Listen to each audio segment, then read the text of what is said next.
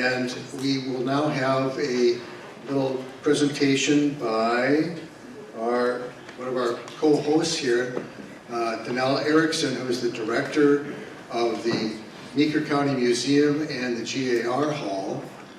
And she has agreed to give us a little tutorial on the GAR Hall itself, how it came to be, what its important aspects are, so that when you have your break and have your opportunity to go to a little bit of a self-guided tour, you'll know what you're looking at. So without further ado, I welcome Danelle Erickson.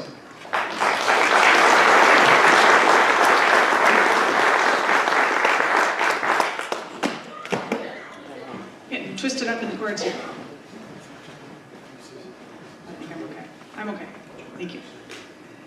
Well, welcome everybody to Litchfield. As Tom said, my name is Danelle Erickson, the director of our official title, the Meeker County Museum at the GAR Hall. So I thought we'd give you a little history to the GAR, the Grand Army of the Republic, and then a little introduction to our wonderful historic building down the street. So, Grand Army of the Republic, I'm sure most of us know that, Grand Army of the Republic refers to the Civil War Union organization and not this one from Star Wars, okay? But just in case somebody is confused, wanted to clear that up. But the Grand Army of the Republic was founded in 1866, so obviously right after the Civil War. And I think Tom mentioned it earlier, very similar to the American Legion and VFW, that type of thing. Their motto was fraternity, charity, and loyalty. And they would, help each other out if somebody, maybe one of their members needed work, or if one of them passed away, they'd check in on their widow and things like that. They also became very involved politically for veterans' rights and other political, things that really mattered to them as veterans. They were also because of Memorial Day, is because of the GAR, started in 1868 as Memorial Day or Decoration Day to literally decorate the graves of the fallen Union soldiers. And it's still a pretty big deal here in Litchfield, as a lot of places, but Memorial Day, we actually host a picnic in this same spot after the cemetery things in the morning here, so we kind of continue that GAR and Memorial Day tradition here in Litchfield. So it was a national organization. There were thousands of posts all across the country. There was even, Canada, or in Alaska and Hawaii, even though they weren't states yet at the time. There were also some posts in Canada, and also some mention of some in Peru and Mexico even. So, in 1890, kind of the membership reached its height at over 400,000 members across the country. So as for getting a little more specific to us here in Litchfield, so Litchfield actually had two different GAR posts. So the first one was started in 1874, and it was started by Frank Daggett. Frank Daggett was a newspaper man before and after the war. He was, first he was in a regiment, Vermont Regiment, his home state, but then later was part of Minnesota Regiment, and included spending some time here in Meeker County in connection with the U.S. Dakota War of 1862. And then later he was promoted to lieutenant and was placed in charge of artillery unit for some of the colored troops. And he served in the Civil War until 1864, until an illness forced him out. And see the rest of my notes here. And then after the war, got back into the newspaper world. He seemed kind of an interesting guy. He would obviously share his opinions in his newspapers a lot of times. And he was very involved in politics, and as you can maybe tell from the photo, he was not a small man. And in fact, somewhere along the way, so he weighed 300 pounds or more at the time of his death, but at some point he weighed like 246 pounds, but somebody transposed the numbers and it was published that he weighed 642 pounds. And Daggett just ran with it. For many, I mean, I think newspapermen were kind of celebrities back in the day because he was, many newspapers all across the state, and they would often just refer to him as 642. Like they wouldn't even include his name. He would sign things as 642. P.T. Barnum wrote him a letter thinking he weighed 642 pounds. Like, I'd love a picture of you. And Daggett hung that in the newspaper office. He thought that was great. Eventually, some of his friends considered, if you want to be taken seriously, you should probably stop this whole 642 thing. So Daggett came to Litchfield in 1872 and started the Litchfield Ledger. And he was also a big GAR guy. He was actually the Grand Commander of the GAR Minnesota Department. And so 2 years after coming to Litchfield, he did start the post here. When he died just a couple years later in 1876, which the newspaper said that it was sudden but not surprising.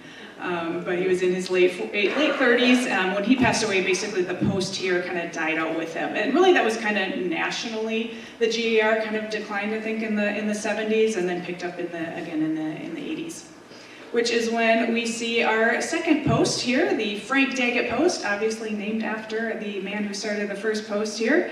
And so we'll give you a little timeline history of our building here. So July 1883 was when the post itself was formed, and there's some of those first meetings were held in the courthouse, and I think some other buildings as well. And then in March of 1885, they decided that they needed their own building. So in March they said, yes, we need a building. By May 16th, they were beginning already. So it moved fast. And Memorial Day, they had laid the cornerstone. And then just a few other things that, the very speedy construction of some of the elements of the GAR Hall.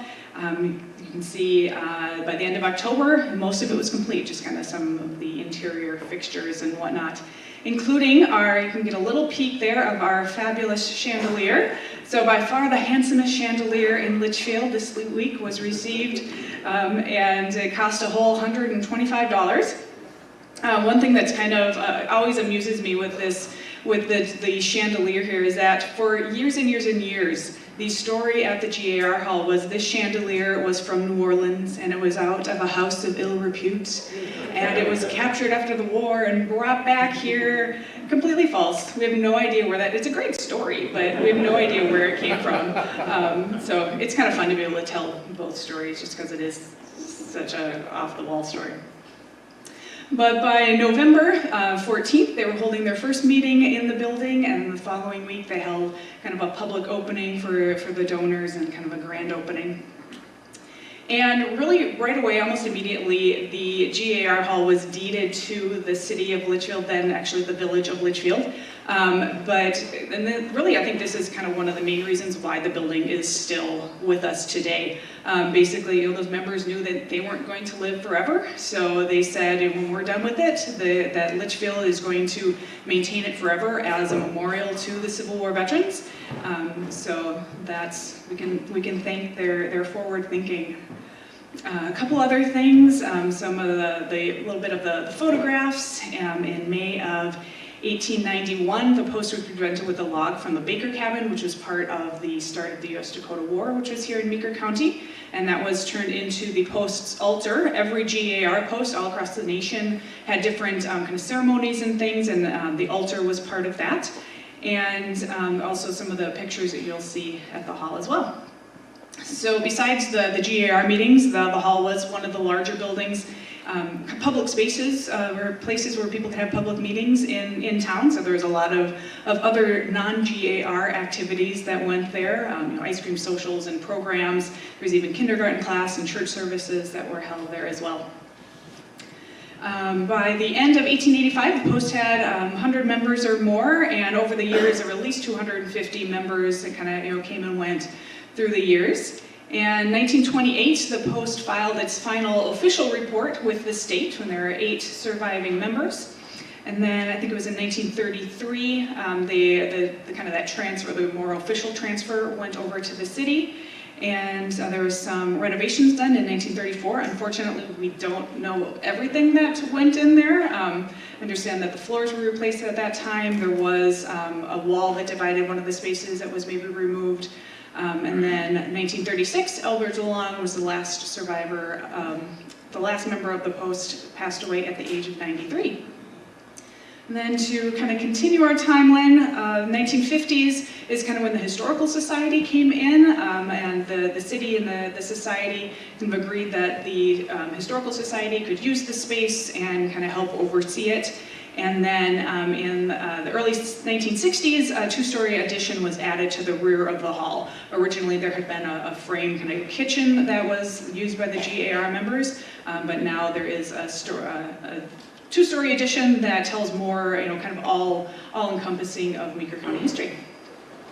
So while I don't want to give everything away, we will point out a few things so that we want to make sure you get down the street. It's only a block and a half away, and I don't think it's raining, so no excuse. But this is the ante room, so this is the first room that you'll walk into. So there was a wall originally that divided these two spaces. If you see up above in the transoms, you can't quite see in the picture, but one says anteroom, the other says library. So this, the part of the GAR hall was Litchfield's first library, and we actually have some of those original library books still on display. And of course our cannons, howitzer mountain cannons. For many years these sat outside of the GAR hall, I think until somebody realized how valuable they were and decided they should probably be brought inside. So they were brought in, and the carriages are reconstructions. And well, obviously, I mean, the GAR was a Union veteran organization, so it's all mostly Union, but we do have a little tiny Confederate corner. So, kind of one of the more interesting stories is the blanket up on the top. And the story that goes with this, there was a Minnesota soldier that was wounded at Gettysburg, and as he was lying on the battlefield, a Confederate soldier came by and gave him his blanket to cover him. And the soldier survived, made his way back to Minnesota, and eventually the blanket was donated to the GAR hall. And coincidentally, the blanket actually belonged to this man, Adam Marty, who I know Dr. Manning read, include him in your book, and read his letters or whatever. So I thought that was quite, when I saw his name, like, what are the odds of all the Minnesota soldiers? So. A couple other things. You have to talk about you mentioned the chandelier already, but the chairs also. So the chairs, when they moved into the building, they needed furniture, so they told all of the members to go home and bring a chair back with you. So, from this picture, they maybe look like that's a matching set, but it's not the case. So you can take a look and see all the, how little differences here and there. I'm not quite sure what their wives thought when they went off with one of their chairs, but it's really fun. Like, we get a lot of field trips with like the 3rd graders and 5th graders to tell them that they're sitting on a chair that a Civil War veteran once sat in. So you can do the same if you're there. So also in this room, we've got about 50 portraits of some of the members on the walls there, each with different little biographies. And it's just kind of fun to really kind of glance through there, and you can see the backgrounds. You can see where they came from. Some were originally from Minnesota or Meeker County, but others were born in Norway or Switzerland, or they fought in a New York regiment, Pennsylvania regiment, and just how they all ended up in Litchfield and Meeker County. I think it's just kind of a neat snapshot of the population at the time. So I do want to highlight a couple members real quick. First is this gentleman, Clark Angel. He was born in New York and came to Minnesota around 1855 and settled in Rockford, Minnesota. He was in Company A, 3rd Minnesota, and served in Tennessee and Kentucky until he was discharged from illness. I think I read someplace that he came back and he weighed 120 pounds when he returned. And came to Litchfield around 1869, the same year that Litchfield was founded. And he was a photographer, so he would have taken some of those first, if not the first, pictures of Litchfield. He also traveled a lot with his photography, but I have a couple of his pictures here of Litchfield. This is one of my personal favorites. There was a fancy resort in the 1890s, one of the promotional. I just love everything. You know, the lady with the banjo in the front, the big fish over his shoulder, the lady playing guitar, the other lady holding like tennis rackets. I just love everything that's in that. But, Clark Angel also was very involved in not only the GAR and the Frank Daggett Post, but he was actually one of the driving forces behind this beautiful building. So we can, lots of things that he contributed to. And as you can imagine, we've got a lot of his photographs, including this one that he took in May of 1866, so the year after the hall was completed. So all the GAR members. And he also put together the kind of collage of the members there in 1889. So there's 99 members that are pictured there. So you put an ad in the newspaper and told all of the members to get down to his studio and get their portrait taken.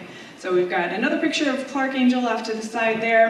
And then also in this montage, down in the corner there, is this gentleman. So this is Albert Van Spence, and he was born into slavery, was forced to be part of the Confederate cause, probably, maybe as a, manual labor or something along those lines, but he did escape and later joined the Union, and he was part of Company M, the 3rd Regiment, the U.S. Heavy Artillery, and he served in Tennessee for a year, and then eventually later settled in Wisconsin, and eventually made his way to Meeker County, mainly because of this man. This is Henry Ames, who owned the brickyard that was just north of town. And so Van Spence came to work the brickyard first, but then, and actually Ames's brick made in his brickyard is actually the same brick that was used to build the GAR Hall, so we've got all sorts of connections. But Van Spence, he did a lot of other jobs, including he was janitor at the courthouse, he was a lamplighter, barber, did a lot of other odd jobs. And he became a member of the GAR in 1884, so even before the building was built. And I think he was quite a popular member. He was officer of the guard for many years. He was also very musical. His whole family was very musical, and he would sing at countless, member meetings or other events, and get-togethers and whatnot. He was also pretty well known for his barbecue. This is also an angel photo. So there's Van Spence there, standing over his barbecued ox that he was keeping an eye on. He was also known for his barbecued possum. So there's like in the paper, somebody's like, "Oh, you got a possum? Talk to Van Spence. He'll tell you what to do." So yeah, we do have a kind of a table display all about Van Spence. We've got a couple of photos of his sons there. That is not a convict picture, that was the football team. His son was on the football team, so you can take a look at that. And we also have one of the street lamps that Van Spence would have lit as part of his job. So to kind of wrap up, like I said, we had that 2-story addition, so when you make your way down there, you're more than welcome to check out the further displays as well. A little sneak peek there. So just in case you're wondering how far it is, so here we are at the Opera House, and the GAR Hall is a block and a half that way, so it's not too far. But we are open year-round, Tuesday through Saturday, and we'll be open at least until 4:30 or so today, as well as during the lunch break. So we hope to see you all down there.